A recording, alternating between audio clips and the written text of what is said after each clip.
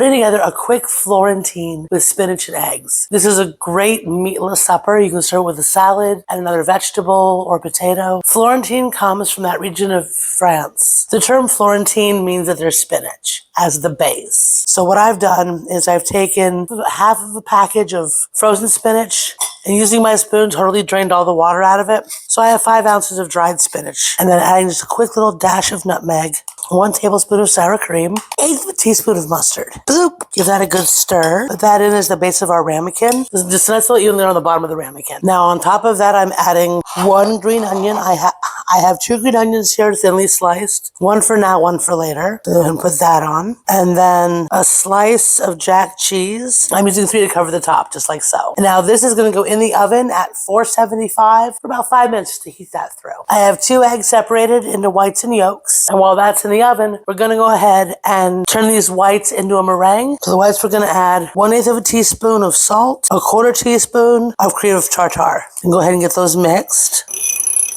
Once we have that whipped all nice and firm, pop this on down in there. And I'm going to carefully make a hole in the center of it, like a little pocket. And into that pocket, I'm going to put our egg yolks, just like that. And then this goes back in the oven for about 6 minutes to get that firmed up and a little bit brown. Isn't that pretty? And then just top it with the rest of those onions. And you have a perfect meatless supper for one in under 15 minutes. The recipe is down below, along with my free guide for solo cooks. If you want more egg recipes, check out this playlist here. And I'll see you next time.